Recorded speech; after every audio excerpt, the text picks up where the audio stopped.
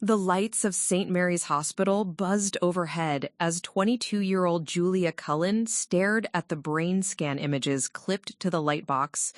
Dr. Patricia Wells, the neurologist, pointed to a dark shadow that shouldn't have been there, something that had nothing to do with the concussion her brother Marcus had given her just 3 days earlier.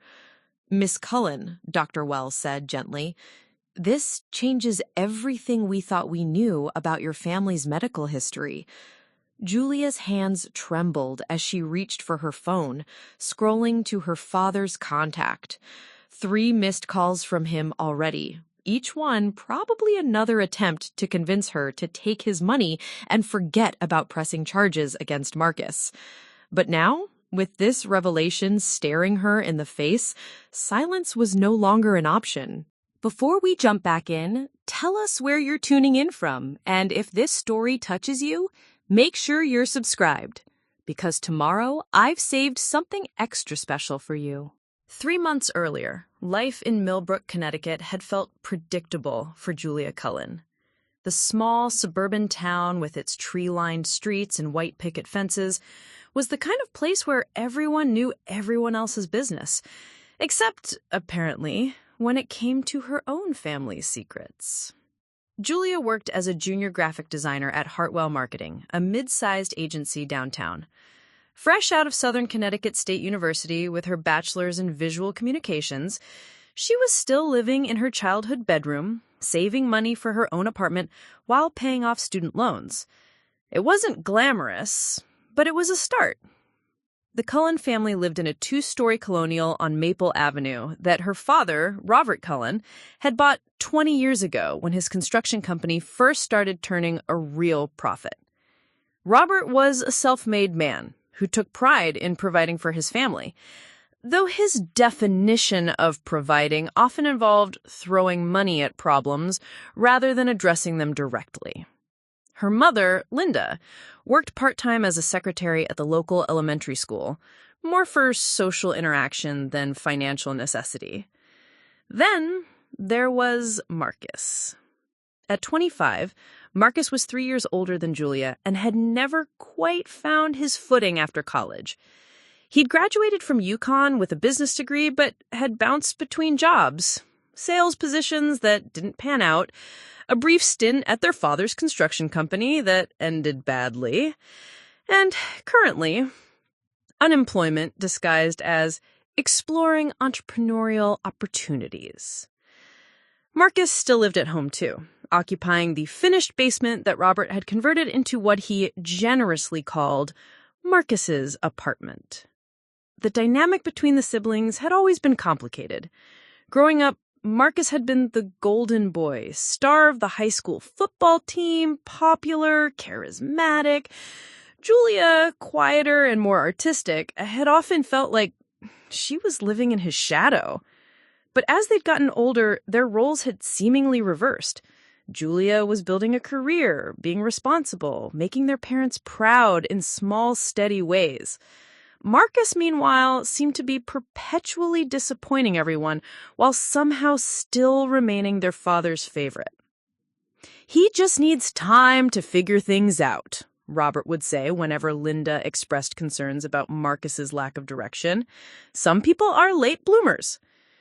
Julia had stopped pointing out that 25 was a bit old for blooming excuses. A tension in the house had been building for months. Marcus's latest business idea, some sort of cryptocurrency venture that he couldn't explain coherently, had fallen through spectacularly, costing Robert $15,000 in investment money. Linda had been pushing for Marcus to get a regular job, any job, while Robert continued to make excuses and write checks.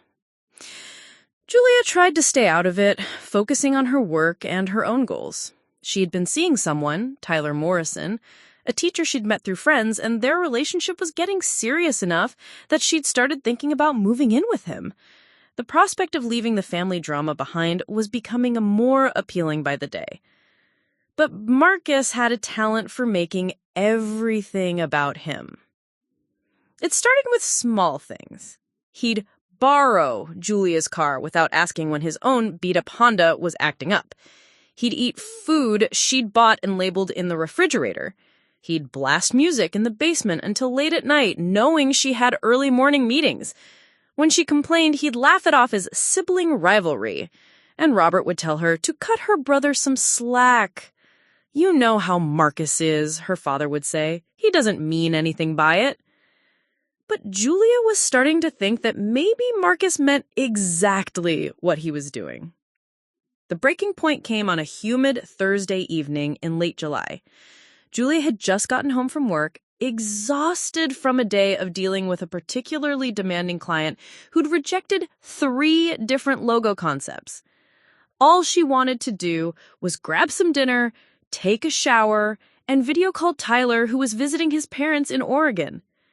She found Marcus in the kitchen, heating up the leftover Thai food she'd specifically saved for her dinner. "Seriously?" she said, dropping her laptop bag on the counter. "I had my name on that container." Marcus looked up from the microwave with that maddening grin of his. "Come on, Jules. It's just food. I'll buy you more." "With what money? And don't call me Jules." The grin faltered slightly. Marcus had always been sensitive about his financial situation, especially coming from his little sister, who was actually earning a paycheck. "Dad gave me some cash earlier. I can afford Thai food." "That's not the point." Julia opened the refrigerator, looking for anything else she could quickly prepare. "The point is that you took something that wasn't yours without asking again." "God, you're dramatic. It's just pad thai." Julia slammed the refrigerator door shut. "It's not about the pad thai, Marcus. It's about basic respect. I work all day, I buy my own food, I label it, and you just take whatever you want, like you live in a hotel." "I pay rent," Marcus said defensively. $200 a month is not rent. That's not even utilities." Julia grabbed an apple from the counter, her planned relaxing evening officially ruined. "I'm going upstairs." "Jules, wait." "I said, don't call me that." She was halfway up the stairs when she heard Marcus following behind her. "Come on, don't be like this. I said I'd replace it." Julia spun around at the top of the stairs. "I don't want you to replace it. I want you to stop taking my stuff. It's not complicated." Marcus had reached the top of the stairs too, and something in his expression had shifted. The apologetic tone was gone, replaced by something harder. "You know what your problem is, Julia? You think you're better than everyone else just because you have some little art job. It's not about being better than anyone. It's about being considerate." "Considerate," Marcus laughed, but there was no humor in it. Miss Perfect with her color-coordinated lunch containers and her cute boyfriend and her 5-year plan. Must be nice living in your little bubble where the biggest problem is someone eating your leftovers. Julia felt her cheeks flush. At least I have a plan. At least I'm trying to build something instead of just taking from everyone else. The words hung in the air between them. Julia immediately regretted them, not because they weren't true, but because she could see they'd hit their mark. Marcus's face darkened in a way she'd never seen before. "You know what?" he said, taking a step closer. "Maybe it's time someone knocked you down a peg." Before Julia could process what he meant, Marcus reached out and gave her a hard shove on the shoulder. It wasn't playful or brotherly. It was meant to hurt, to humiliate. But they were at the top of the stairs. Julia's feet went out from under her as she tumbled backward.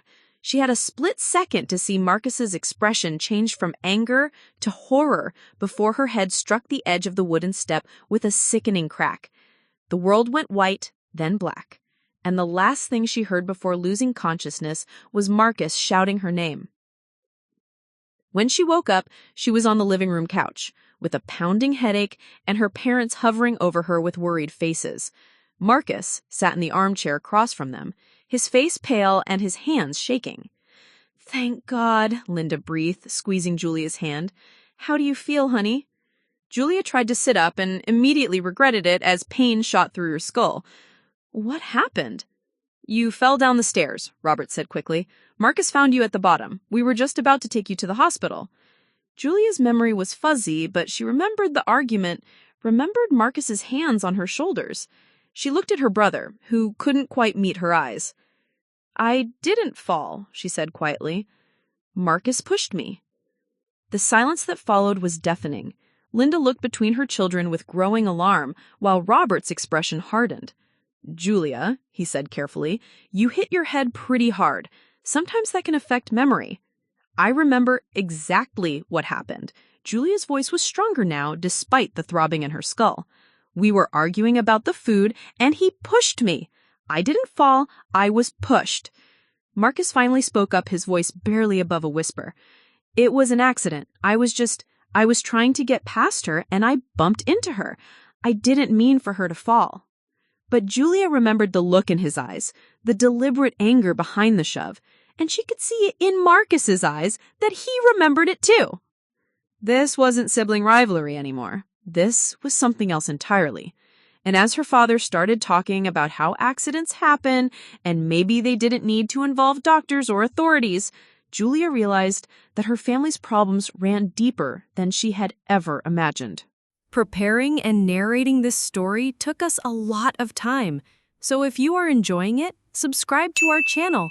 It means a lot to us. Now, back to the story. The emergency room at Millbrook General was exactly as Julia remembered from her childhood visits. Sterile white walls, the smell of disinfectant, and the constant hum of activity that never quite masked the underlying tension of people in crisis. But this time, she was the patient, sitting on the edge of an examination bed while Dr. Sarah Chen checked her pupils with a small flashlight. "Follow my finger," Dr. Chen instructed, moving her index finger slowly from left to right. Julia complied, though the motion made her nausea worse. "Any double vision?" "No, just the headache and feeling sick to my stomach." Dr. Chen made notes on her tablet. She was younger than Julia had expected, probably early 30s, with kind eyes behind wire-rimmed glasses. "The good news is that your pupils are reactive and equal, which is what we want to see. But given that you lost consciousness, even briefly, I want to run a CT scan to rule out any bleeding or swelling." Julia nodded, then immediately regretted the movement. Outside the curtained examination area, she could hear her parents' voices mixing with the general chaos of the ER. Marcus had stayed in the waiting room. He'd been unusually quiet during the drive to the hospital. "Doctor," Julia said carefully, "what I told you about how this happened, that stays between us, right? Patient confidentiality?" Dr. Chen looked up from her tablet. "Julia, if someone hurt you intentionally, there are resources available. You don't have to protect anyone. He's my brother. It's complicated." "Abuse is always complicated. That doesn't make it acceptable." The word abuse hit Julia like a physical blow. She'd never thought of Marcus's behavior in those terms before. He was annoying, irresponsible, sometimes mean, but abusive? The label felt too big, too serious for what had happened. "It wasn't abuse," Julia said quickly. "We were just arguing, and he pushed me. I don't think he meant for me to fall down the stairs." Dr. Chen's expression remained neutral, but Julia could see the skepticism in her eyes. "Regardless of intent, you have a concussion. That's not a minor injury, and if this was the result of someone else's actions, even in anger, that's assault." Assault. Another word that felt too heavy, too legal for a family argument gone wrong. Before Julia could respond, the curtain slid open and Robert appeared, his face creased with worry and something else. Anxiety, maybe, or fear. "How is she, doctor?" Robert asked, stepping into the small space. "She has a concussion," Dr. Chen replied professionally. "We're going to do a CT scan to make sure there's no internal bleeding or swelling. The good news is that she's alert and responsive." Robert nodded, his relief visible. "Thank God. When can she come home?" "That depends on what the scan shows. If it's clear she can go home tonight with specific instructions for monitoring, someone will need to wake her every few hours for the first night. Of course, whatever she needs." Robert turned to Julia, his voice dropping to what she recognized as his handling a crisis tone. "Sweetheart, I've been thinking about what happened tonight. Maybe we don't need to make this into a bigger thing than it is." Julia stared at her father. "What do you mean?" "Well, accidents happen in families. Marcus feels terrible about what happened. He's barely said a word since we got here. He didn't mean to hurt you. Dr. Chen cleared her throat. I'll give you some privacy to discuss this, but Julia, I'll be back in a few minutes to take you for that scan. She slipped out through the curtain, but not before giving Julia a meaningful look. Once they were alone, Robert moved closer to the bed. Julia, I know you're upset, and you have every right to be. What Marcus did was wrong, pushing you like that. But he's your brother, and this is a family matter. Dad, he pushed me down the stairs. I could have been killed. But you weren't.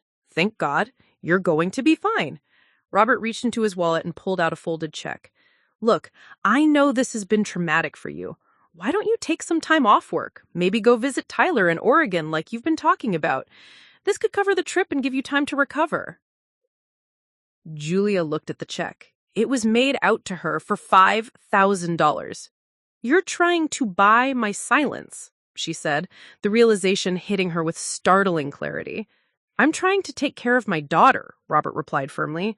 This family has been through enough stress lately. Marcus is finally getting his life back on track with this new business opportunity, and your mother's blood pressure has been acting up with all the tension in the house. Do we really need to involve police and lawyers and make this into some kind of criminal case? It is a criminal case, Dad. What Marcus did is called assault. Robert's jaw tightened. Julia, you're being dramatic. It was a family argument that got out of hand. These things happen. No, they don't. Normal families don't push each other downstairs when they're angry. Normal families don't air their dirty laundry in public either. The curtain opened again, and this time Marcus appeared alongside their father. His face was red and blotchy like he'd been crying, and he looked genuinely miserable. Julia, I'm so sorry. I never meant for you to get hurt. It was just, I was angry and I acted without thinking. Please don't hate me. Julia studied her brother's face. The remorse seemed genuine, but she couldn't forget the cold anger she'd seen in his eyes right before he pushed her. I don't hate you, Marcus, but I can't just pretend this didn't happen. What if I got help? Marcus said desperately. Anger management classes or therapy or something. Dad said he'd pay for it. And I'll stay away from you until you're ready to talk to me again. Marcus, Robert said sharply, you don't need therapy. You made a mistake, but you're not some kind of violent criminal. But maybe I do need help, Marcus continued, ignoring his father. I've been angry a lot lately, about everything, my job situation, living at home, feeling like a failure. Maybe I took it out on you because you're doing well and I'm not. This was the most honest Marcus had been about anything in months, and Julia found herself wavering. Maybe this could be a turning point for their family. Maybe something good could come out of this nightmare. Then Dr. Chen returned with a nurse and a wheelchair. Ready for that scan, Julia? As they wheeled her through the hospital corridors, Julia's mind raced. The check in her pocket felt like it weighed 100 pounds. $5,000 was more money than she had in her savings account, more than enough for a vacation or a down payment on an apartment. It would solve several of her immediate problems, but it would also make her complicit in covering up what Marcus had done. The CT scan itself was routine. She lay still on a table while the machine whirred around her head, taking pictures of her brain. The technician was professional, but not particularly talkative, leaving Julia alone with her thoughts. When she was wheeled back to the examination room, her parents were waiting with worried expressions. How did it go? Linda asked, taking Julia's hand. Fine, I think. We'll have to wait for the results. Dr. Chen appeared about 20 minutes later with her tablet and a satisfied expression. Good news! The scan is clear. No bleeding, no dangerous swelling. You definitely have a concussion, but it's what we'd classify as mild to moderate. The relief in the room was palpable. So she can come home? Robert asked. Yes, with instructions. Julia, you'll need to rest for the next few days. No screens for extended periods, no strenuous activity, and someone needs to check on you regularly. If you experience worsening headaches, vomiting, confusion, or unusual sleepiness, come back immediately. Dr. Chen handed Julia a discharge packet and a prescription for pain medication. I've also included some information about support resources in case you decide you want to talk to someone about what happened tonight. The drive home was quiet. Julia sat in the back seat with her eyes closed, partly because of the headache, and partly because she didn't want to see Marcus's reflection in the rearview mirror. The check was still in her pocket, and she could feel its presence like a guilty secret. Back at the house, Linda fussed over making Julia comfortable on the living room couch, while Robert and Marcus disappeared into the kitchen for a whispered conversation. She couldn't make out the words, but she could guess the content: damage control, story management, family unity. As she lay there with an ice pack on her head, Julia realized that everything had changed, not just because of her injury, but because of how her family had responded to it. Her father's immediate instinct had been to minimize and cover up.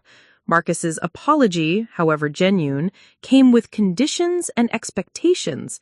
Even her mother, usually the peacemaker, seemed more concerned with avoiding conflict than addressing what had actually happened. For the first time in her 22 years, Julia felt truly alone in her own family. And the $5,000 check in her pocket felt less like generosity and more like a test, one that would determine not just her relationship with Marcus, but her place in the Cullin family hierarchy forever. The next morning arrived with a headache that felt like someone was operating a jackhammer inside Julia's skull. She'd managed only fragments of sleep between her mother's hourly check-ins, as instructed by Dr. Chen. Each time Linda gently shook her awake, Julia had to answer the same questions. What's your name? Where are you? What day is it? The routine became almost meditative, except for the persistent throbbing that reminded her why it was necessary. By 9 a.m., Julia was sitting at the kitchen table with a cup of coffee she couldn't really taste, staring at the business card Dr. Chen had tucked into her discharge papers. Connecticut Legal Aid Society, Domestic Violence Division. The words seemed surreal in the context of her suburban kitchen, with its cheerful yellow walls and her mother's collection of ceramic roosters lined up on the windowsill. "How are you feeling this morning, sweetie?" Linda asked, bustling around the kitchen with nervous energy. She'd been doing that since Julia came downstairs. Constant motion, as if staying busy could somehow undo what had happened. "Like I got hit by a truck," Julia replied honestly. Linda paused in her cabinet reorganizing. "I called your office this morning and told them you'd be out for a few days. Some kind of family emergency. I didn't think you'd want everyone knowing about the accident." There was that word again. Accident. Julia was beginning to hate it. "Thanks," she said, though she wondered what other details her mother might have edited or omitted. Marcus appeared in the doorway, looking like he hadn't slept at all. His hair was disheveled, his clothes wrinkled, and there were dark circles under his eyes that made him look older than his 25 years. "How are you?" he asked quietly.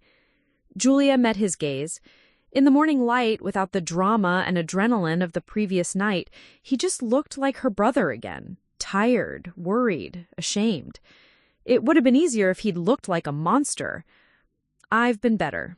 Marcus nodded, hovering awkwardly near the kitchen entrance. I made some calls this morning about what we talked about at the hospital, the anger management thing." This was news to Julia. "Yeah?" He said, "Yeah. There's a group that meets at the community center on Tuesday nights, and Dr. Peterson, remember him from when I was in high school? He has a private practice now, specializes in family conflict and anger issues." Linda looked between her children, clearly uncomfortable with the direction of the conversation. "Marcus, honey, you don't need to—" "Mom, I do." Marcus's voice was firmer than Julia had heard him in months. "What I did last night wasn't okay. Julia could have been seriously hurt, or worse. I need to figure out why I got so angry and make sure it never happens again." Julia studied her brother's face, looking for signs of performance or manipulation. But his remorse seemed genuine, and for the first time since the incident, she felt a spark of hope. Maybe this could be a turning point. Maybe Marcus really would get help. Her phone buzzed with a text message. Tyler. "Hey, beautiful. How was your evening? Missing you out here in Oregon. Can't wait to tell you about this crazy hike I did with my dad yesterday." The normalcy of Tyler's message felt jarring against the reality of her situation. She hadn't told him about the incident yet, hadn't figured out how to explain it. How do you tell someone you're dating that your brother pushed you down the stairs and your father offered you money to keep quiet about it? "Who's that?" Linda asked, noticing Julia's distraction.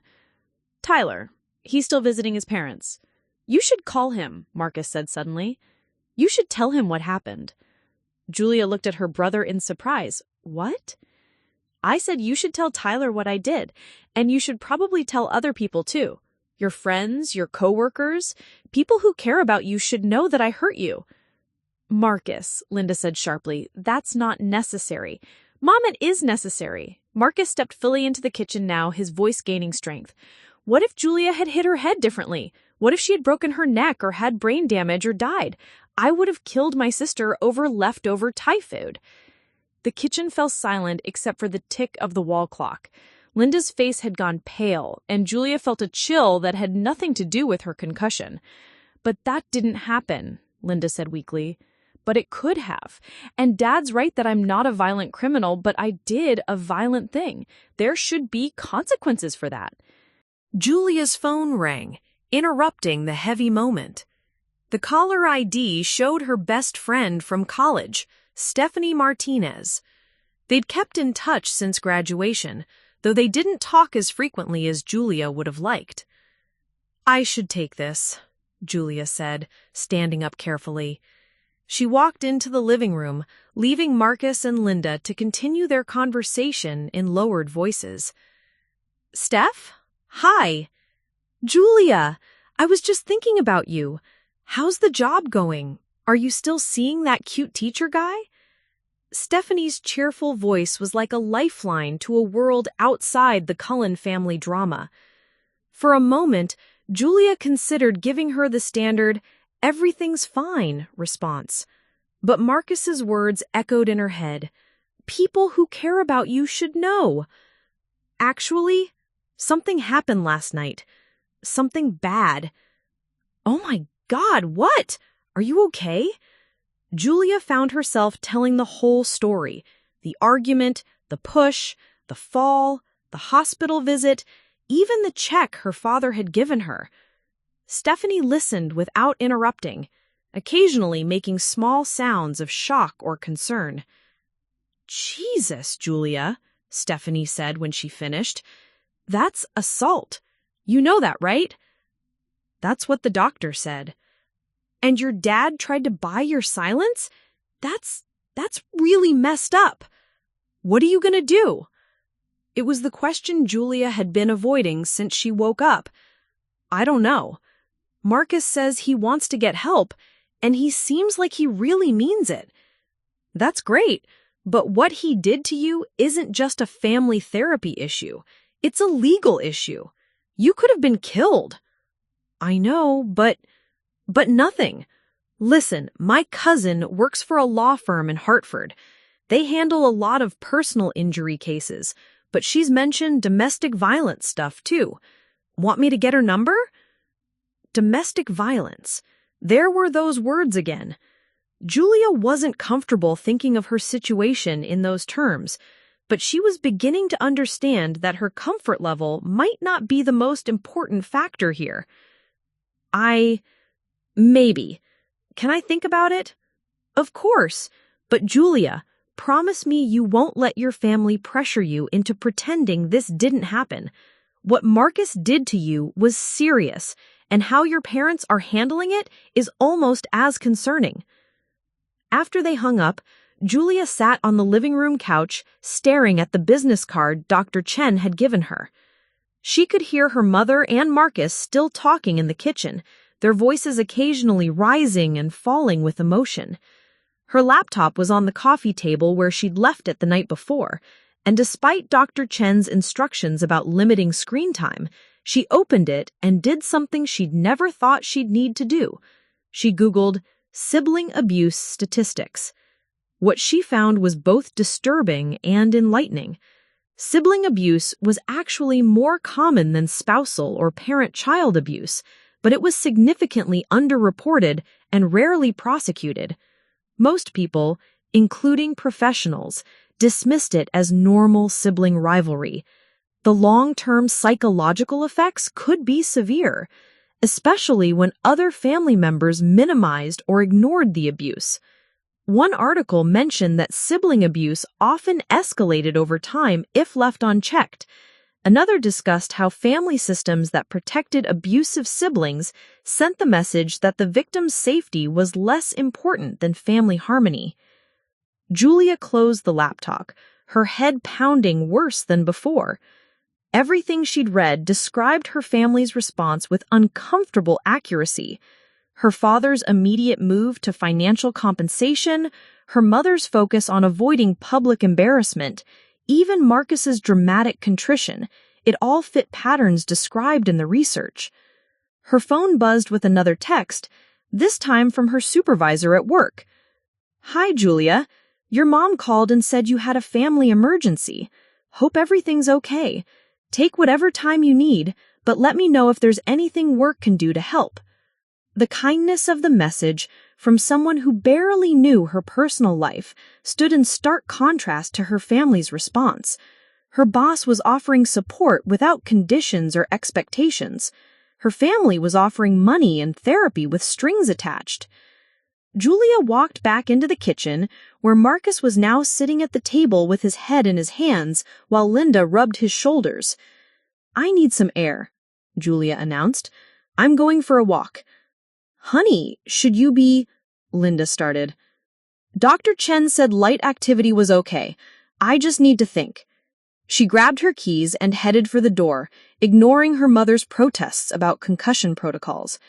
The fresh morning air felt like a revelation after the suffocating atmosphere of the house. As she walked slowly down Maple Avenue, Julia pulled out her phone and stared at Dr. Chen's business card again. Then she did something that felt both terrifying and necessary. She called the number for the Connecticut Legal Aid Society. "Legal aid? This is Rebecca." "Hi, I think I need to talk to someone about domestic violence, but it's not my husband or boyfriend, it's my brother." "That absolutely counts. Can you hold on while I transfer you to our intake coordinator?" As Julia waited on hold, standing on the sidewalk of her childhood neighborhood, she realized she had just taken her first real step towards something she couldn't yet name. It wasn't quite justice, wasn't quite independence, but it was movement in a direction that felt honest. For the first time since the incident, Julia felt like she was making a choice based on what was right rather than what was convenient. The legal aid office on Main Street looked nothing like the imposing law firms Julia had seen in movies. It was housed in a converted Victorian home with peeling paint and a small sign that she almost missed. The waiting room had mismatched furniture and the kind of fluorescent lighting that made everyone look slightly ill. But the receptionist, a middle-aged black woman named Vanessa, had kind eyes and spoke with genuine warmth. "Julia Cullin? I'm Patricia Santos, the intake coordinator we spoke with yesterday." Patricia was younger than Julia had expected, maybe early 30s, with short dark hair and a no-nonsense handshake. She led Julia to a small office that smelled faintly of coffee and looked like it had been decorated entirely from thrift store finds. "So, tell me what happened," Patricia said, settling behind her desk with a yellow legal pad. Julia had practiced this conversation in her head during the drive over, but sitting across from an actual lawyer made everything feel more real. She told the story again, the argument, the push, the fall, the hospital visit, but this time she included details she'd left out when talking to Stephanie. How Marcus had been increasingly hostile toward her success, how her father had immediately moved to damage control mode, how the whole family seemed to view her potential legal action as a betrayal rather than a reasonable response to being assaulted. Patricia took notes throughout, occasionally asking for clarification or more specific details. When Julia finished, she set down her pen and leaned back in her chair. "Let me be clear about something," Patricia said. "What your brother did legally constitutes assault in the third degree under Connecticut law. The fact that you're siblings doesn't change that. The fact that it happened in your family home doesn't change that. And the fact that your family wants to handle it privately doesn't change that. Julia nodded, though hearing it stated so bluntly still felt jarring. That said, Patricia continued, family cases like this are complicated. Prosecutors are often reluctant to pursue charges when both parties live in the same household and there's family pressure to drop the matter. But you have options. She outlined several paths forward: filing a police report, seeking a restraining order, pursuing civil action for medical expenses and damages. Each option came with its own challenges and potential consequences. "What would you do?" Julia asked, "if it was your brother?" Patricia smiled grimly. "I'd probably struggle with the same things you're struggling with. But I'd also remember that behavior like this typically escalates if there are no consequences. Your brother might genuinely want to get help, but accountability and therapy aren't mutually exclusive." Julia left the legal aid office with a folder full of information and a follow-up appointment scheduled for the next week. She felt simultaneously empowered and overwhelmed. Having her experience validated by a legal professional was important, but it also made the weight of the decision feel heavier. Her phone rang as she sat in her car outside the office. Robert. "Julia, where are you? Your mother's worried sick." "I went out for some errands. I'm fine." "Can you come home? We need to talk as a family." Something in her father's tone set off alarm bells. "About what?" "Just come home, Julia, please." The drive back to Maple Avenue felt longer than usual. Julia's concussion symptoms were actually improving. The headache was more manageable and her nausea had subsided. But a new kind of anxiety was building in her chest. She found her entire family assembled in the living room, like some kind of intervention setup.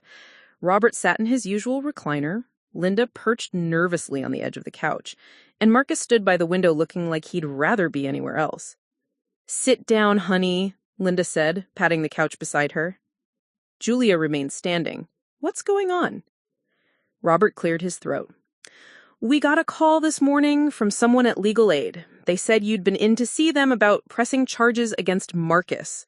Julia's stomach dropped. She hadn't given permission for anyone to contact her family. "They called you?" "Actually," Marcus said quietly, "I called them. After you left this morning, I started thinking about what I said yesterday about there needing to be consequences. So I looked up the number and called to ask about turning myself in." "You what?" Julia stared at her brother. "I told them I'd assaulted my sister and wanted to know how to report myself to the police. The woman I talked to, Patricia something, said you'd already been in to see them." Robert's jaw was tight. "So now there are lawyers involved, and God knows who else knows our family business." "Robert," Linda said softly, "maybe this is good. Maybe Marcus getting professional help through the legal system." "There is no legal system here," Robert snapped. "This is a family matter that got blown out of proportion. Julia, I don't know what those people told you, but they make money by turning families against each other. That's how they stay in business." Julia felt her anger rising. "They're legal aid, Dad. They help people for free." "Nothing's free, Julia. They get government funding based on how many cases they take on. You think they care about keeping our family together?" "Maybe our family shouldn't stay together the way it is," Julia said. "Maybe that's the problem." The room fell silent. Linda's face crumpled, and Marcus looked like he'd been slapped. "Julia," Robert said carefully, "I know you're hurt and angry. You have every right to be, but you're talking about destroying this family over one moment of poor judgment." "I'm talking about accountability. There's a difference." "Accountability?" Robert's voice was rising. "Marcus has acknowledged what he did. He's getting therapy. He's staying away from you until you're ready to reconcile. What more do you want?" "I want him to face real consequences for putting me in the hospital." "You were in the emergency room for 3 hours and sent home with Tylenol. Let's not make this sound like you were in intensive care." Julia stared at her father in disbelief. "I had a concussion. I could have had brain damage or died. Do you understand that?" "But you didn't. You're fine." "I'm not fine. I have headaches. I can barely concentrate. I'm having trouble sleeping. And my own family is treating me like I'm the problem for wanting justice." Marcus stepped forward. Julia, I know I messed up by calling legal aid without talking to you first, but I thought I was doing the right thing, but I can see now that I should have let you handle it your way. This isn't about you making another decision for me, Marcus. This is about the fact that you hurt me. And instead of supporting me, this family is more concerned about protecting you. Linda was crying now, quiet tears that she kept wiping away with a tissue. We're not trying to protect Marcus, sweetie. We're trying to protect all of us. If this becomes public, if there are police reports and court dates, it affects everyone. Your father's business, my job at the school, Marcus's future job prospects. What about my future? Julia asked. What about the fact that I have to live in a house with someone who hurt me, knowing that if he does it again, you'll find another excuse for him? He won't do it again, Robert said firmly. Marcus has learned his lesson. How can you possibly know that? Because he says so? Because he cried and promised to go to therapy?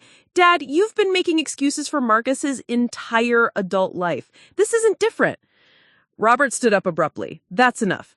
Julia, I understand you're upset, but you're being manipulated by people who don't know our family. We've always been able to work through our problems together, and we can work through this one too. Julia looked around the room at her family, her mother still crying, her father red-faced with frustration, her brother standing helplessly by the window. She realized that in all their concern about family unity and reputation management, no one had asked her how she was feeling or what she needed to feel safe. I'm going to Tyler's apartment, she announced. Julia, you shouldn't be driving with a concussion, Linda protested.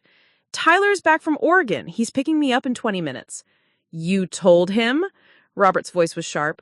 Yes, I told him. He's my boyfriend. He cares about me. What did you tell him exactly? Robert demanded. She met her father's eyes. I told him the truth. All of it.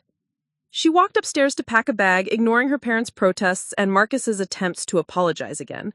As she threw clothes into her overnight bag, she could hear them talking downstairs.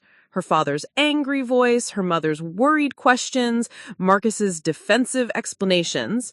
Tyler's text came just as she was zipping up her bag. Outside, take your time. Julia looked around her childhood bedroom one last time.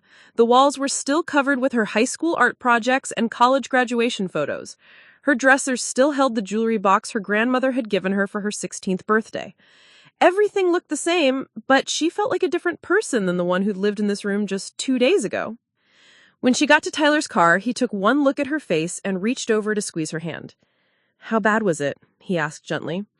Julia glanced back at the house, where she could see her family still gathered in the living room, probably planning their next attempt to manage the situation. Worse than I expected, she said. And I expected it to be pretty bad. As they drove away, Julia realized that leaving the house felt like crossing a line she couldn't uncross. She was no longer just dealing with the aftermath of Marcus's assault. She was actively defying her family's attempts to minimize and control the narrative. The stakes had just gotten higher.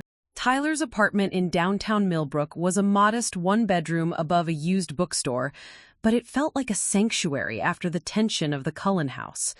The walls were lined with bookshelves, there were plants on every windowsill, and the whole space had a calm, lived-in quality that Julia had never fully appreciated before. Tyler had cleared out half his closet without being asked and stocked the refrigerator with her favorite foods. You don't have to take care of me, Julia said, watching him make tea in his tiny kitchen. I'm not an invalid. I'm not taking care of you because you're hurt, Tyler replied, bringing her a steaming mug. I'm taking care of you because someone I love is going through something terrible, and this is what people do for each other. The simplicity of his response made Julia's throat tight. After 3 days of her family's complicated emotions and conditional support, Tyler's straightforward caring felt revolutionary. My family thinks I'm overreacting, she said, settling into the corner of his worn leather couch. Your family thinks a lot of things that aren't true. Tyler sat beside her, careful not to jostle her still tender head. Want to talk about what happened at the lawyer's office?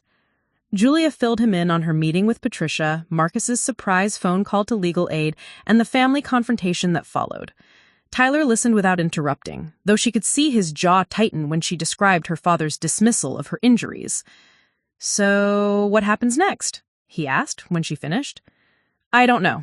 Patricia wants to meet again next week to discuss filing options, but now that Marcus has already contacted them, things are more complicated. And my family, Julia shook her head. I feel like I'm choosing between them and my own safety. That's not a choice you should have to make.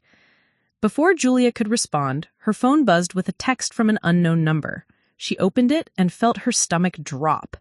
This is Detective Amanda Rodriguez with Millbrook PD. I understand there was an incident involving you and a family member. Can we set up a time to talk? Julia showed Tyler the message. He frowned. How did the police get involved? I have no idea. Her phone rang almost immediately. Patricia from Legal Aid. Julia, I need to give you a heads up. After your brother called yesterday, our office had to file a mandatory report with the police. Connecticut law requires us to report domestic violence incidents, even when they involve adults. So now the police are involved whether I want them to be or not? I'm afraid so. But listen, this might actually be a good thing. It takes the decision out of your hands and removes some of the family pressure you're dealing with. After hanging up, Julia stared at her phone. She felt simultaneously relieved and terrified. The choice about whether to pursue legal action had been made for her, but that meant she'd lost control over the situation entirely. Tyler must have sensed her panic because he moved closer and took her hand. Hey, whatever happens, we'll figure it out together. This is going to destroy my family. Julia, your family is already broken. This didn't start when Marcus pushed you down the stairs. That was just the moment it became impossible to ignore. Before she could respond, her phone rang again. This time, it was Marcus. Julia, please don't hang up. The police just called me. They want me to come in for questioning tomorrow morning. Julia put the call on speaker so Tyler could hear. I didn't know legal aid was required to report it. I thought I was just getting information. Dad is furious. Mom's having a panic attack, and now there might be criminal charges. Marcus, No, let me finish. I've been thinking about what you said about accountability and consequences. You're right. I hurt you, and I've been so focused on how bad I feel about it that I haven't really thought about how you feel or what you need. Julia exchanged a look with Tyler. This was a different Marcus than she'd heard in years. What I need, Julia said carefully, is to know that this will never happen again. Not just to me, but to anyone. I know, and I'm scared, Julia. I'm scared that there's something wrong with me, something I can't fix by just wanting to be better. When I pushed you in that moment, I wanted to hurt you. That's not normal sibling stuff. That's not even normal anger. The honesty in his voice was startling. Julia had been so focused on getting Marcus to admit what he'd done that she hadn't considered he might be struggling to understand it himself. Have you talked to that therapist you mentioned? I have an appointment with Dr. Peterson on Friday. But Julia, I need to ask you something. When the police interview me tomorrow, should I tell them everything? About my anger? About how I've been feeling lately? About other times I've wanted to hurt people but didn't? Julia felt a chill. Other times? Not family. But yeah, there have been moments. Road rage incidents that went too far, bar arguments that almost became fights. I've been telling myself it was just stress from being unemployed, but maybe it's more than that.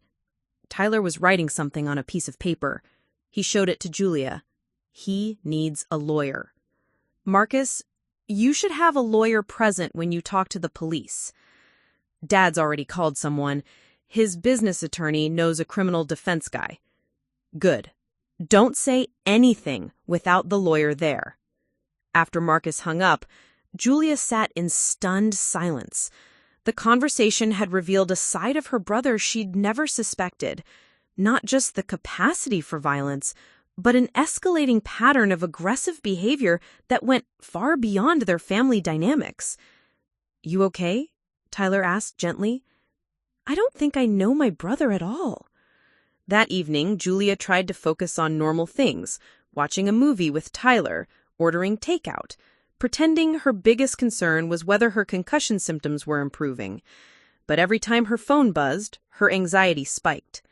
Around 9 p.m., Linda called. "Julia, please come home. We need to talk about this as a family before tomorrow." "Mom, I can't. I'm not ready to be in the same house as Marcus right now." "He's not here. He's staying at his friend Dave's place." "Please, sweetheart, your father and I need to understand what's happening." Against Tyler's gentle protests, Julia agreed to meet her parents at a nearby coffee shop. Neutral ground seemed safer than the family home. Linda looked like she'd aged 5 years in 3 days. Her usually perfect hair was disheveled, and her eyes were red-rimmed. Robert appeared haggard, but maintained his businessman composure, though you could see the strain around his eyes. "This has gotten completely out of hand," Robert said, without preamble. "We're talking about criminal charges, police records, court appearances, over what amounts to a family argument. Dad, Marcus admitted to the police that he's had violent impulses toward other people too. This isn't just about our family anymore." Linda gasped. "What do you mean?" Julia repeated what Marcus had told her about road rage and bar confrontations. Her parents' faces grew increasingly pale. "He never told us any of that," Linda whispered. "Because you never asked. You've been so busy protecting him from consequences that you never made him examine his behavior." Robert leaned forward. "Julia, I know we haven't handled this perfectly. Your mother and I, we come from a generation where family problems stayed in the family. But if Marcus really has been having these episodes, then maybe professional help is exactly what he needs." It was the first time her father had acknowledged that the situation might be more serious than a simple sibling conflict. "I'm scared," Linda said suddenly. "What if he destroys his life? What if he can't get a job because he has a criminal record? What if he seriously hurts someone because we didn't take this seriously enough?" Julia interrupted. "Mom, I could have died. If I'd hit my head differently, if I'd fallen at a different angle, you might be planning my funeral right now instead of worrying about Marcus's job prospects." Linda started crying again, but this time it seemed different. Less about family reputation and more about genuine fear and regret. "What do you want us to do?" Robert asked quietly. "I want you to support whatever consequences Marcus faces. I want you to stop trying to minimize what happened or manage the narrative. And I want you to get help for yourselves too, because this family dynamic didn't create itself." Robert nodded slowly. "The lawyer Marcus is meeting with tomorrow, he specializes in cases like this. He says that if Marcus is cooperative and gets into a treatment program, the charges might be reduced. That's not up to me anymore. The police and prosecutors will make those decisions." "But your testimony will matter. What you tell them about Marcus, about our family, it could influence whether he goes to jail or gets help." Julia looked at her parents, really looked at them, and saw two people who were finally beginning to understand the gravity of what had happened. Not just Marcus's assault, but their own roles in enabling a dangerous pattern of behavior. "I'm going to tell the truth," she said. "All of it. The good and the bad. Marcus deserves consequences, but he also deserves a chance to get better. And this family deserves to heal from whatever's been broken for a long time." As Julia drove back to Tyler's apartment that night, she realized something had shifted. She was no longer choosing between her family and her safety. She was choosing a path that might actually save them all. Detective Amanda Rodriguez was not what Julia had expected. She was petite, probably in her early 40s, with graying hair pulled back in a practical ponytail and kind but sharp eyes that seemed to take in everything. Her office at the Millbrook Police Department was small and cluttered with case files, but she'd made an effort to make it welcoming. There were plants on the windowsill and a photo of 2 teenage girls on her desk. "Thank you for coming in," Detective Rodriguez said, gesturing to a chair across from her desk. "I know this isn't easy, but your cooperation is important for understanding what happened." Julia had brought Tyler with her for moral support, though he had to wait in the lobby. Patricia from Legal Aid sat beside her, having insisted on accompanying Julia to ensure her rights were protected throughout the process. Before we start, Detective Rodriguez continued, I want you to know that your brother Marcus came in yesterday with his attorney. He was completely cooperative and provided a full statement about the incident. What did he say? Julia asked. He corroborated your account of what happened that night. He admitted to pushing you deliberately during an argument, confirmed that you fell down the stairs as a result, and acknowledged that his actions caused your injuries. The detective consulted her notes. He also disclosed some concerning information about other incidents involving anger and potential violence. Julia nodded. She'd wondered if Marcus would actually follow through on his promise to be completely honest. Now, I need to hear your version of events, Detective Rodriguez said. Take your time and tell me everything you remember. Julia told the story once more, but this time she included details she'd never shared with anyone. How Marcus's behavior toward her had been escalating for months, how he'd seemed to resent her independence and success, how the family dynamic had always protected him from consequences while expecting her to accommodate his moods and failures. Detective Rodriguez took careful notes, occasionally asking for clarification or specific details. When Julia finished, she leaned back in her chair. Julia, based on what you've told me and what your brother has admitted, we have enough evidence to charge him with assault in the 3rd degree. That's a Class A misdemeanor in Connecticut, punishable by up to a year in jail and a fine up to $2,000. The words hit Julia like a physical blow. A year in jail? Criminal record? Her brother's life fundamentally altered because of one moment of anger. However, the detective continued, the prosecutor's office is willing to consider alternatives, given that this is your brother's first offense, and he's shown genuine remorse and willingness to get help. What kind of alternatives? Patricia asked. Accelerated rehabilitation, basically a form of probation, where if he completes anger management counseling, community service, and stays out of trouble for a set period, the charges would be dismissed. Or we could recommend a suspended sentence with mandatory psychological evaluation and treatment. Julia felt overwhelmed by the weight of influence her testimony might have. What do you think I should do? That's not my decision to make, Detective Rodriguez said gently. But I can tell you that in domestic violence cases, and yes, sibling violence counts as domestic violence, the most important factors are the victim's safety and preventing future incidents. Do you think Marcus is dangerous? Julia asked. The detective was quiet for a moment. Your brother showed a level of self-awareness yesterday that I don't often see. He was genuinely disturbed by his own capacity for violence, and he specifically asked about getting help. That suggests he's not a sociopath or someone who enjoys hurting people. But, Julia sensed there was more. But, patterns of anger and violence typically escalate over time if left untreated. The fact that he's had other incidents, road rage, bar confrontations, suggests this isn't an isolated event. Without intervention, there's a significant risk that someone else could get hurt. Julia left the police station feeling emotionally drained but clearer about what needed to happen. Marcus needed professional help, real consequences, and accountability. But she didn't want to see his life destroyed if there was a genuine chance for him to change. That afternoon, she had an unexpected visitor at Tyler's apartment. Marcus was standing in the hallway when she got back from the grocery store, looking nervous and exhausted. "How did you know I was here?" Julia asked. "Tyler's address was in your phone contacts when I borrowed it last month to call Dad." Marcus shifted uncomfortably. "Can we talk? Just for a few minutes?" Julia looked at her brother, really looked at him.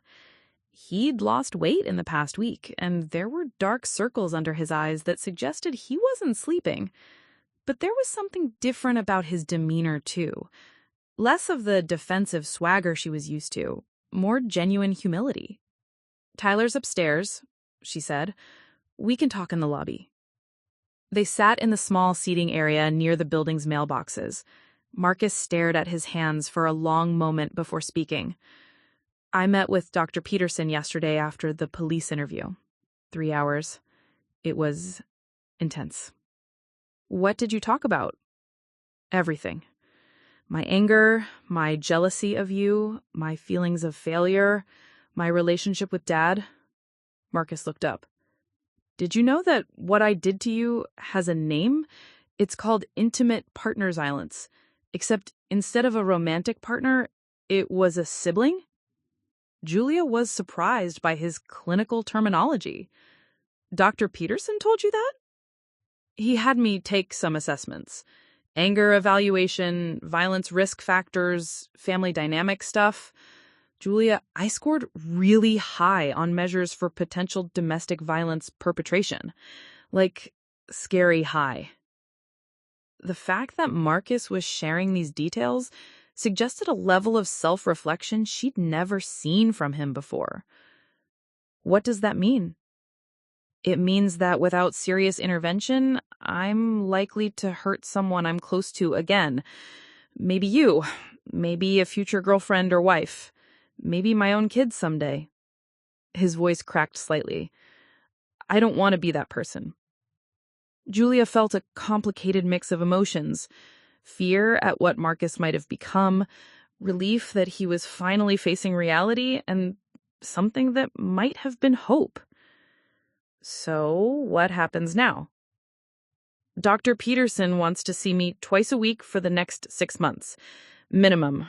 He's also recommending a support group for men with anger and violence issues, and he thinks I should consider medication for anxiety and depression, which might be contributing to my anger problems. Marcus pulled out his phone and showed Julia a calendar app.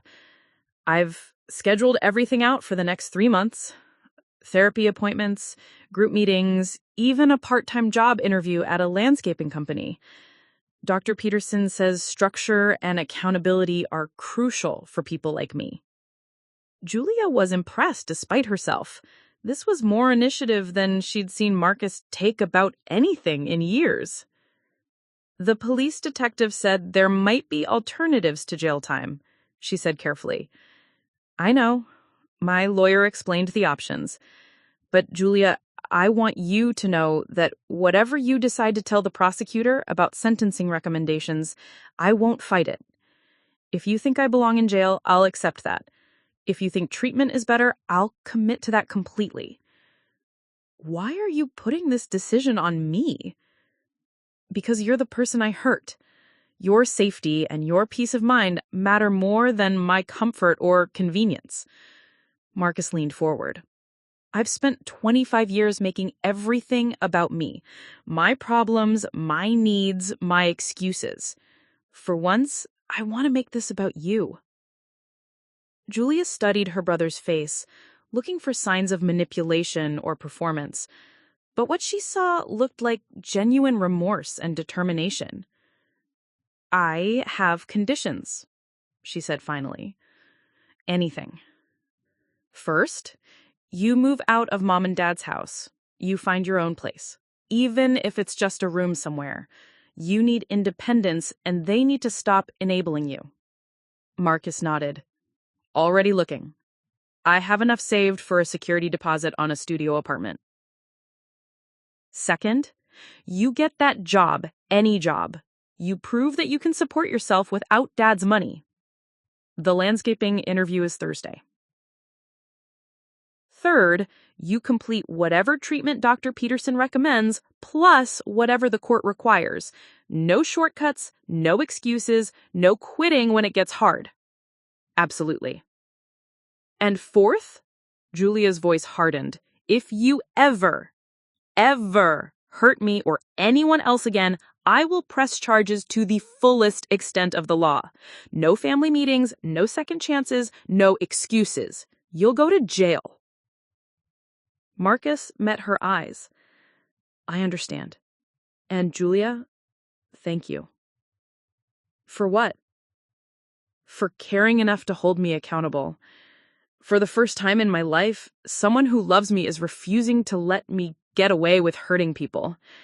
It's terrifying, but it's also hopeful. As Julia watched her brother walk away, she realized she'd made the biggest decision of her adult life. She was choosing to give Marcus one chance to change, but she was also accepting responsibility for monitoring that change and enforcing consequences if he failed. It felt scary and empowering at the same time. For the first time since the incident, Julia felt like she had some control over her own story. 3 weeks after Marcus's court appearance, Julia was finally starting to feel like she could breathe again. The judge had accepted the accelerated rehabilitation program, contingent on Marcus completing 18 months of therapy, 100 hours of community service, and maintaining steady employment.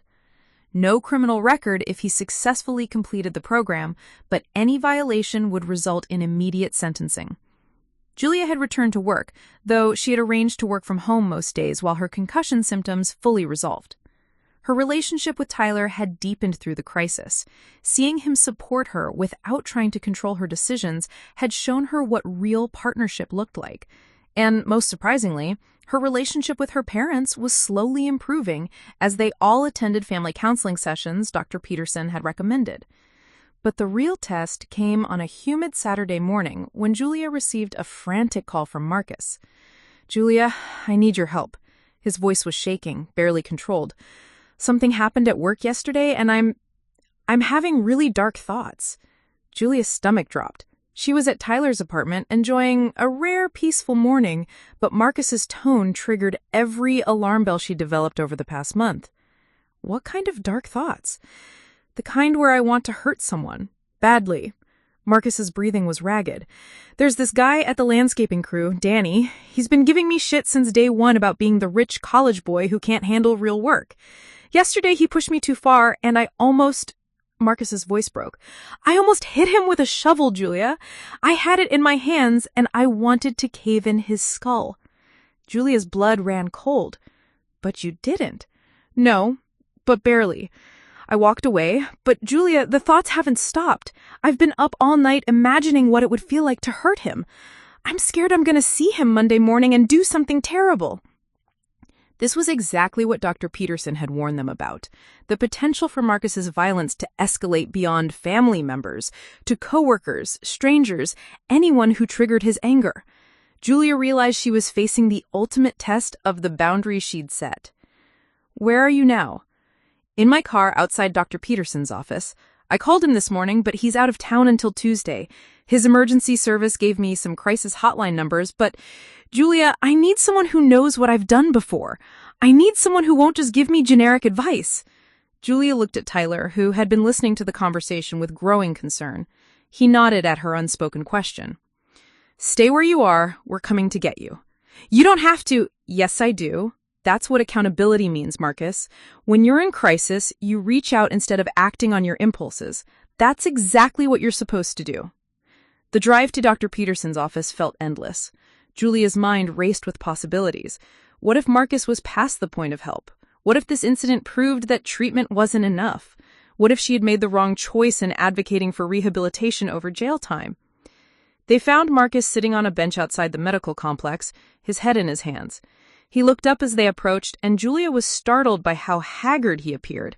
He'd lost more weight, his clothes hung loose on his frame, and there was a hollow quality to his eyes that reminded her of photos she'd seen of trauma victims.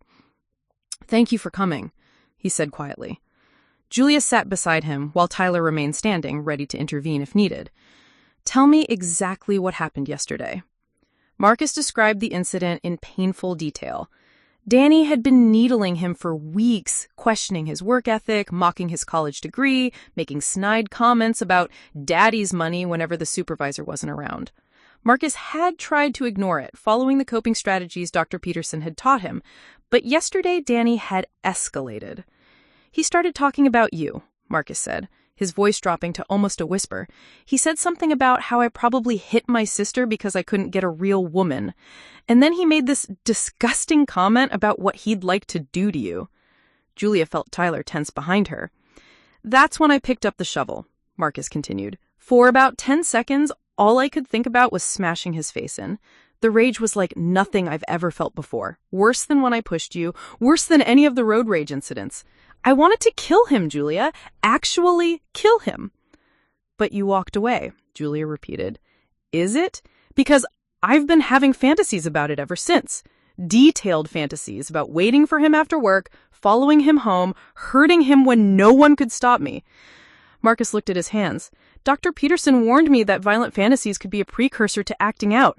What if I can't control myself Monday?" Julia realized they were at a crossroads. This was the moment when Marcus would either prove that treatment could work or demonstrate that he was too dangerous for outpatient rehabilitation. "You have choices," she said carefully. "You can call in sick Monday and find a different job. You can ask to be transferred to a different crew. Or I can have myself committed," Marcus finished. "That's what you're thinking, isn't it?" The thought crossed my mind. Marcus was quiet for a long moment. Dr. Peterson gave me information about an intensive residential treatment program for people with violence issues. It's a 6-week inpatient program followed by 6 months of supervised outpatient treatment. "Why didn't you mention that before?" "Because I was scared. Residential treatment means giving up the apartment I just got, losing the job, admitting to the court that I'm not handling the current program. It could mean they revoke the accelerated rehabilitation and send me to jail instead."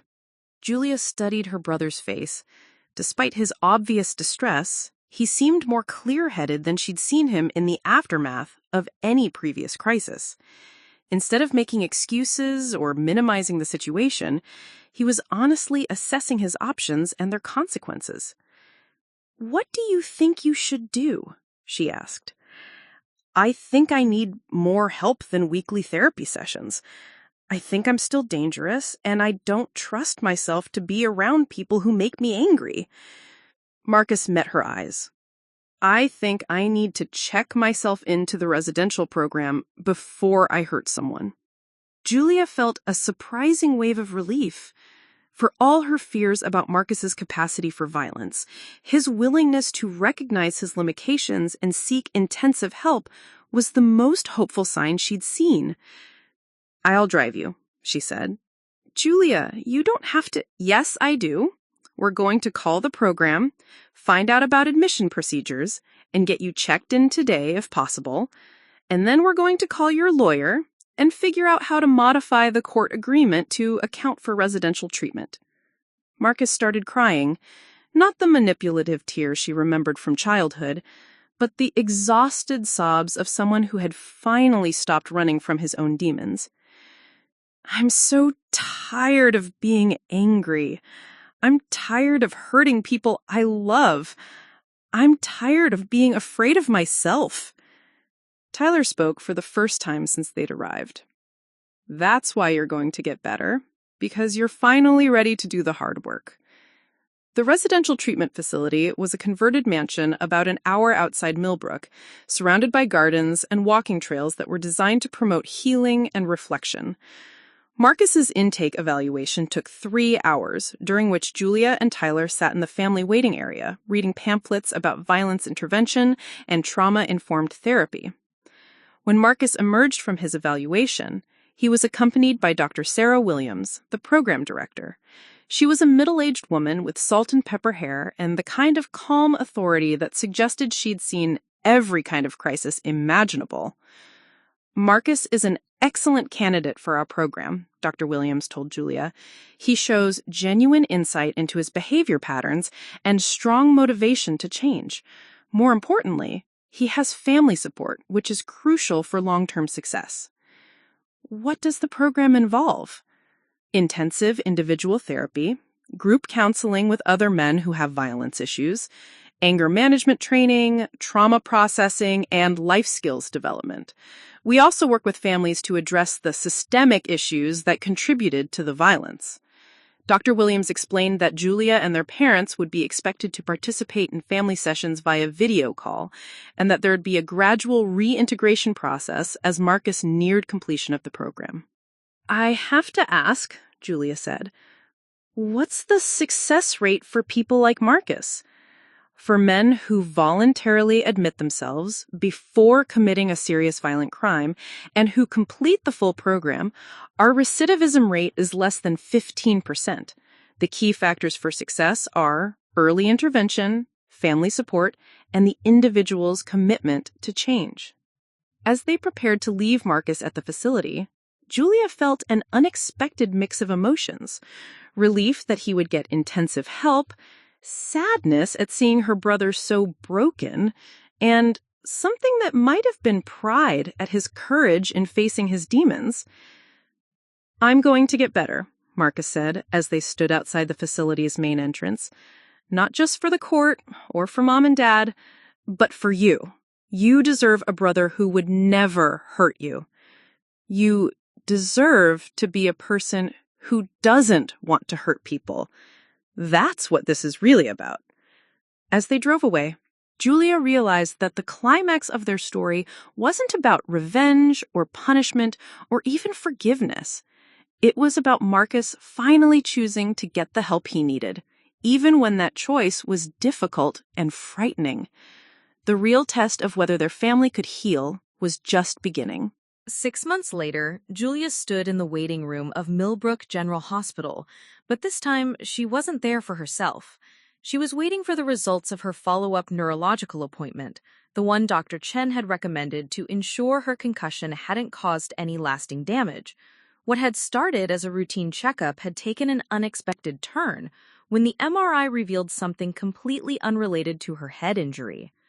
Dr. Patricia Wells, the neurologist, emerged from her office with a file folder and a serious expression that made Julia's stomach clench. "The good news is that your concussion has healed completely," Dr. Wells said, sitting across from Julia in the consultation room. "No lingering effects from the trauma your brother caused." "And the bad news?" Dr. Wells clipped the MRI images to the lightbox on the wall. "We found something else. This shadow here," she pointed to a dark spot near the base of Julia's brain, "is a small meningioma, a brain tumor." The room seemed to tilt. Julia gripped the arms of her chair. "Cancer?" "Most meningiomas are benign, and this one appears to be as well. But here's what's remarkable. Based on its size and location, this tumor has likely been growing for several years. It's pressing against an area of the brain that can affect emotional regulation and impulse control." Julia stared at the images. "What does that mean?" "It means that some of the behavioral changes your family has experienced, particularly with your brother Marcus, might not have been entirely psychological. This type of tumor can sometimes run in families, and the symptoms can include increased aggression, poor judgment, and difficulty controlling anger." The implications hit Julia like a thunderbolt. "Are you saying Marcus might have the same thing?" "It's possible. I'd strongly recommend he get screened, especially given his history of escalating anger and violence issues." Julia left the hospital in a daze. Her own tumor was small enough to monitor rather than remove immediately, but the possibility that Marcus's violence might have a medical component changed everything she thought she understood about the past year. Marcus had been out of residential treatment for 2 months now, living in a supervised halfway house and working at a nonprofit that helped other men transitioning out of violence intervention programs. Their relationship had been cautiously rebuilding: supervised visits, family therapy sessions, careful conversations about boundaries and accountability. But this discovery meant she might have been asking him to take responsibility for behavior that was partially caused by a medical condition. She drove directly to the halfway house, a converted Victorian in a quiet neighborhood where Marcus shared a room with another program graduate. The house manager, a former counselor named James, greeted her at the door. "Julia, Marcus isn't expecting you, is he? He's in his room, working on his journal assignments." Dr. Peterson had Marcus keeping detailed daily journals about his thoughts, triggers, and coping strategies, part of his ongoing outpatient treatment. She found Marcus sitting at a small desk, writing in a composition notebook. He looked healthier than she'd seen him in years. He'd gained back some weight, his color was better, and there was a calmness about him that hadn't existed before treatment. "Hey," she said from the doorway. "Can we talk?" Marcus looked up, immediately concerned. "Everything okay? You look upset." Julia sat on the edge of his bed and told him about the MRI results, the tumor, and Dr. Wells' suggestion that he get screened. He listened without interrupting, his expression growing increasingly complex. "So you're saying I might have a brain tumor that made me violent?" he asked when she finished. "Maybe.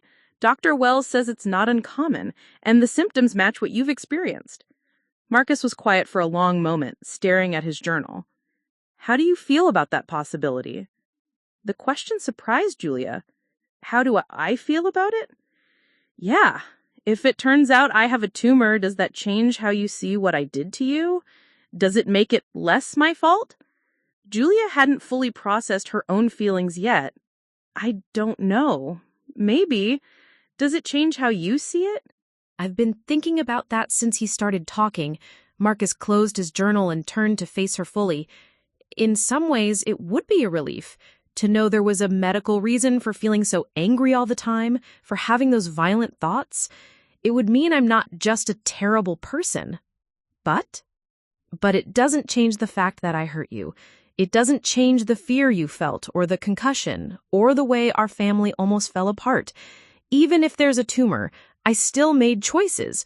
I chose not to get help sooner, chose to act on my anger, chose to push you down those stairs.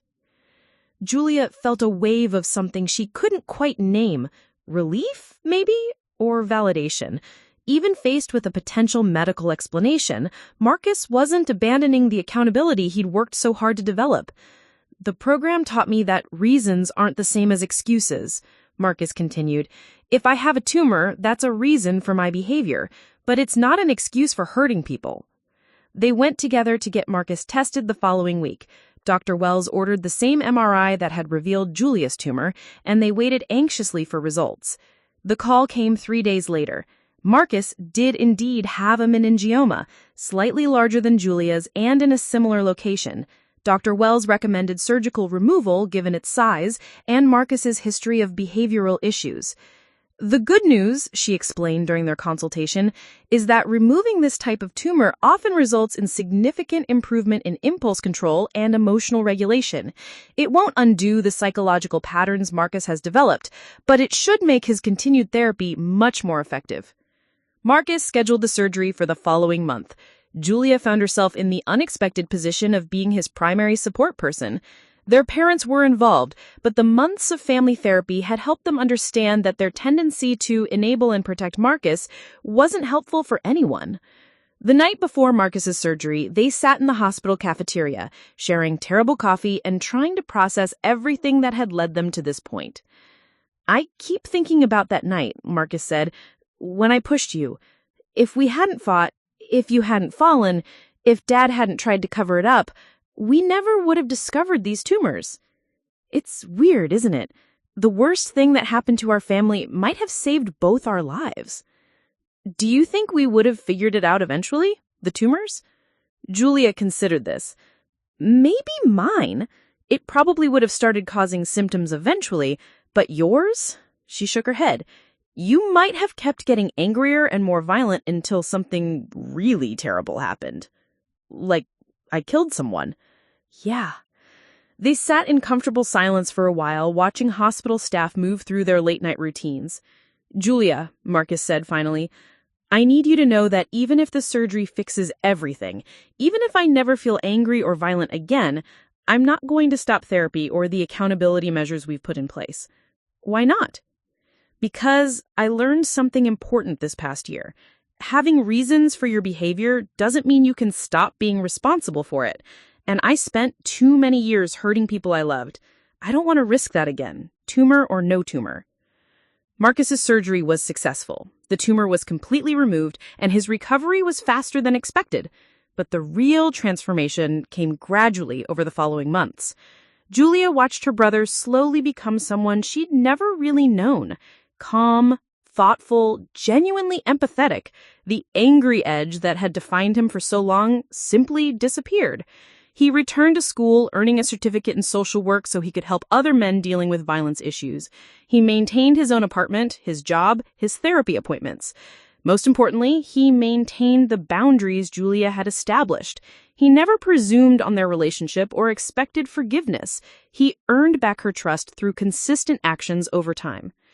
The day Marcus completed his accelerated rehabilitation program, 18 months after pushing Julia down the stairs, they met for coffee at a shop downtown. It was the first time they'd been alone together without supervision or specific purpose since the incident. How are you feeling? Julia asked. Grateful, Marcus replied without hesitation. Grateful for the tumor, weirdly enough. Grateful for Dr. Peterson and the residential program and the halfway house. Grateful for brain surgery. He paused. Most of all, grateful for you. For me? For holding me accountable. For not letting our parents sweep it under the rug. For caring enough to insist I get help instead of just cutting me out of your life. Marcus met her eyes. You saved my life, Julia, and probably saved other people from getting hurt too. Julia looked at her brother, really looked at him. The person sitting across from her was someone she genuinely liked and respected, not just someone she loved out of family obligation. The transformation wasn't just medical, it was fundamental. I have something to tell you, she said. Tyler and I are engaged. Marcus's face lit up with pure joy. No jealousy, no resentment, no complex emotions. Just happiness for her happiness. That's incredible. When? Last week. We haven't told Mom and Dad yet. I'm so happy for you both. Tyler's a good man. He was there for you when your own family wasn't. As they walked out of the coffee shop together, Julia realized that she finally had what she'd never really had before. A brother she could trust, a family that was learning to be healthy, and, most importantly, the knowledge that she was strong enough to demand the treatment she deserved.